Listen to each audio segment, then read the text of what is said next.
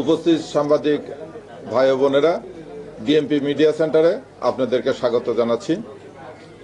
আজকে আমরা সেই ঢাকার আলোচিত মাদক সম্রাট ল্যাংড়া রুবেল তাকে গ্রেপ্তারের বিষয় এবং তার একটি শুটিং ইনসিডেন্টের বিষয়ে ব্রিফ করার জন্য আপনাদেরকে এখানে স্বাগত জানাইছি। আপনি আমার সঙ্গে আছেন আমার জয়েন্ট কমিশনার এবং ডিসি মিরপুর এবং এডিসি মিরপুর।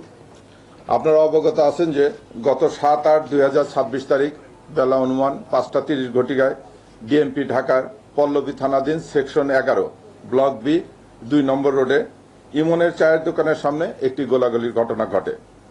উক্ত ঘটনায় ভিকটিম আলমগীরের পেটে এবং মাথায় গুলিবিদ্ধ হয়।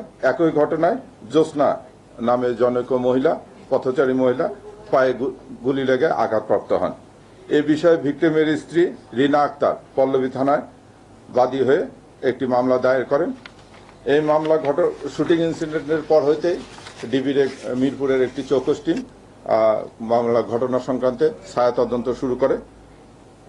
ডিবি টিম ঘটনাস্থলে উপস্থিত হয়ে ছায়া তদন্তের মাধ্যমে ভিডিও ফুটেজ সংগ্রহ করে তথ্য প্রযুক্তি এবং ম্যানুয়াল পদ্ধতিতে গোলাগুলির কাজে ব্যবহৃত টয়টো প্রিমিও গাড়ি, যার রেজিস্ট্রেশন নাম্বার ঢাকা মেট্রো গো 45-5861 চিহ্নিত করে এবং বর্ণিত গাড়িটির মালিক হামিদ খান ওরফে মাখনকে পল্লবী থানা এলাকা থেকে গ্রেপ্তার করে।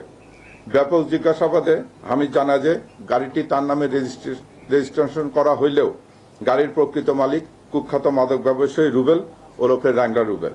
হামিদ মাদক সিন্ডিকেটের অপর সদস্য এবং ঘটনার সাথে সম্পৃক্ত অন্যান্য আসামিদের নাম প্রকাশ করে।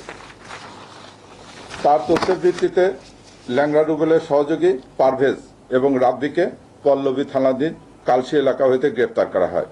একই সময় তাদের নিকট থেকে ল্যাংড়া রুবেলের ব্যবহৃত একটি সাদা রঙের টয়টো ভক্সি গাড়ি, যার রেজিস্ট্রেশন নম্বর ঢাকা মেট্রো 12 সিরিয়ালের 6336 এবং এর ভিতরে থাকা 1000 পিস ইয়াবা উদ্ধার করা হয়।